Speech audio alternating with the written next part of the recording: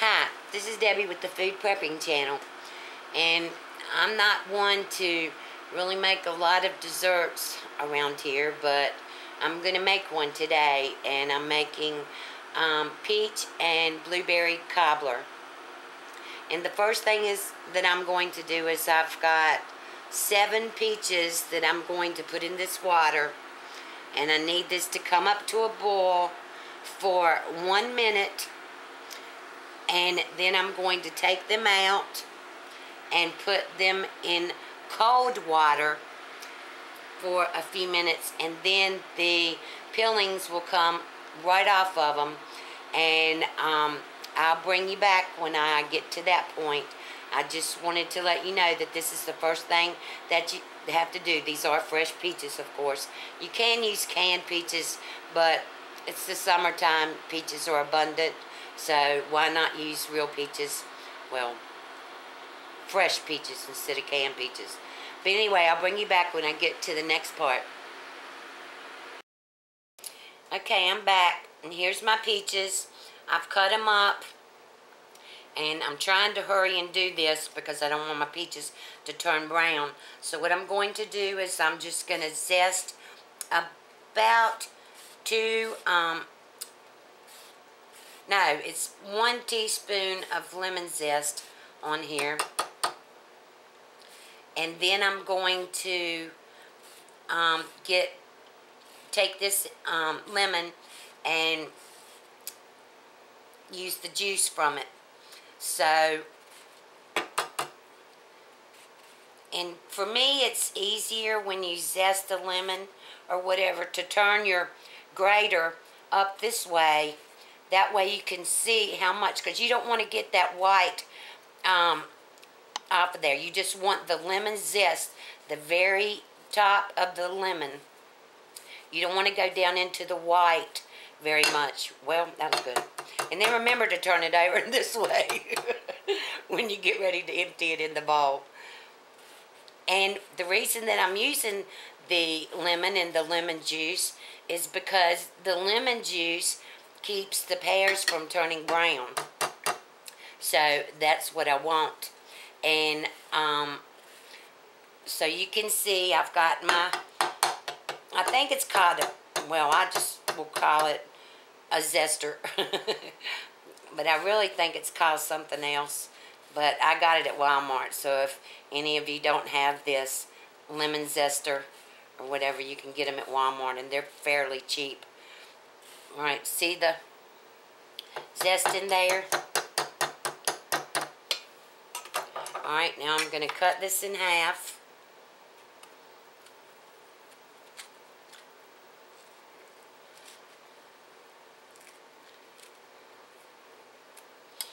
And I have the lemon juicer thing. So I'm going to put this in here, put it in upside down, just like this. And then squeeze it. And squeeze it all around on your peaches.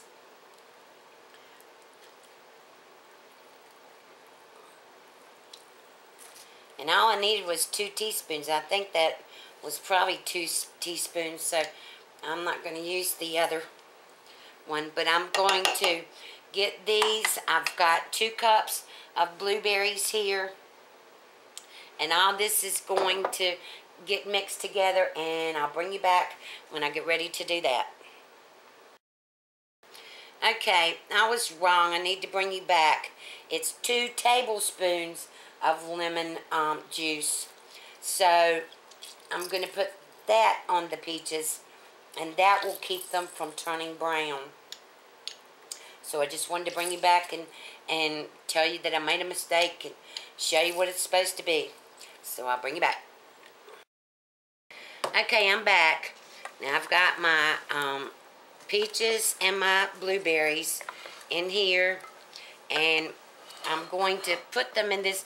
This is really not a cobbler. This is a crisp. I'm going to say peach and blueberry crisp. So I've got my pan sprayed, my casserole dish, and what I'm going to put in here is I've got 3/4 of a cup of sugar, just regular granulated sugar. And I have a half a cup of flour. And this is going to make this cook up and give it a little, you know, a little bit of texture or whatever to it. So I'm stirring it all up, and now I'm going to put it in this pan, in my casserole dish. And remember, I've got all the lemon juice and all in here, so these peaches won't turn brown, because I don't want my peaches to turn brown. I want this to look like an awesome dessert. And I know it's going to be awesome, but I want it to look like that too.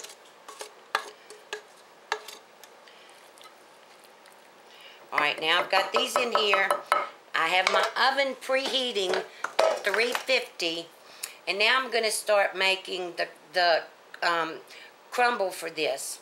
So I'll bring you back when I get everything together. Okay, so now I'm back, and I'm going to show you how to make the crumble for the peaches and blueberries. The first thing I have is 1 stick of cold margarine.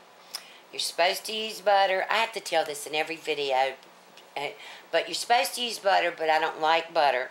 So I'm using margarine, 1 stick of margarine, cold margarine that's been cut up. And if you were using butter in this, you would use 1 stick of cold butter cut up like that, and a half a teaspoon of salt. But because I'm using margarine and it has salt in it, I'm not putting any in there. So this is 1 stick of margarine. I have 1 cup of all-purpose flour that's going in. I have 1/2 cup of white sugar. And then I have dark brown sugar. And I'm going to use a 1/2 cup of that. And I don't know if I've told y'all this or not, but I keep my brown sugar in the refrigerator because it keeps it from getting really hard. So you always want to keep your brown sugar in the refrigerator. So I've got a 1/2 cup of brown sugar that's going in there. And then I have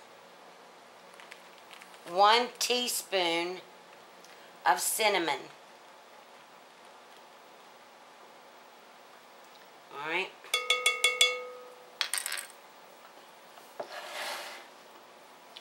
Alright, so I'm going to put this down, lock it, and turn it on low at the very beginning. And I just want to mix this all up till it gets to the consistency of, it has little pea shapes in it. So I'm going to bump this up a little bit. You see the flour? I'll take it back down. You want to mix this together, the margarine or butter, whichever you use, in this until it has little pieces of flour that are the size of peas. Alright, and I don't want to turn this off now because I'm almost finished. So don't forget, I've got my oven is now preheated to 350. Alright, so, well, that wasn't the right way. Alright, unlock it, take it up, take my bowl off. Now you can see, can you see this? Alright, now what I'm going to do is I'm going to take my hands and mash this together. Because remember, this is going to be like crumble. So I'm going to mash this together and get it into like pieces. And then I'm just going to drop it over the peaches. Let me get all this around. You just want to make sure that your butter is all mashed in with this, and it's like wet sand is what it feels like. That's exactly what it feels like, is wet sand in here. So, alright, now I have this. This is the crumble part. So I'm just going to put it in here. And you don't want to pack it down because you want this to be crispy.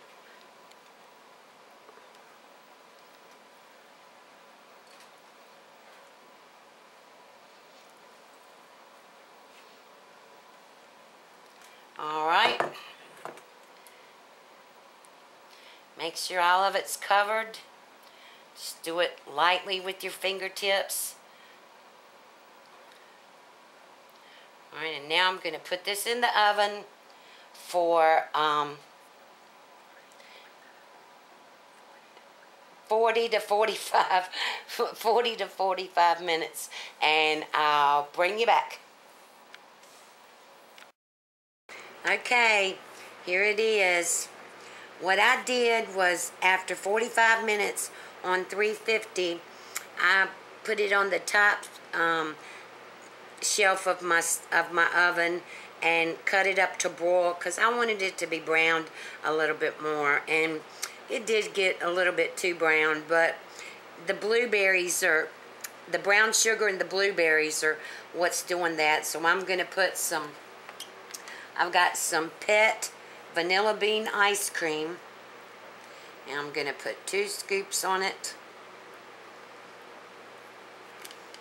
and I'm going to taste this.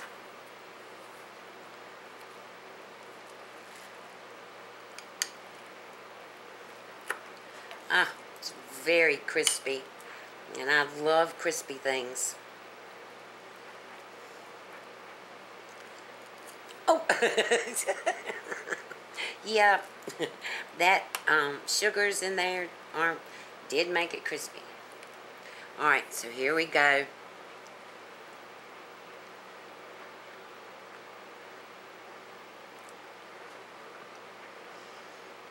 Oh gosh, this is awesome. This is really awesome. I know I say that on everything I fix, but I'm telling you, I've been fixing some good stuff lately. This is really good. The crispiness of the crumble on the top. Of course, it wouldn't be the same without the vanilla ice cream, I will tell you that, because I love vanilla ice cream and cobbler. But if you like this recipe, see the steam coming off of it? It's very hot, but it's very good. Give this a try. If you like this recipe, give me a thumbs up, subscribe to my channel, and you have a wonderful day. Bye.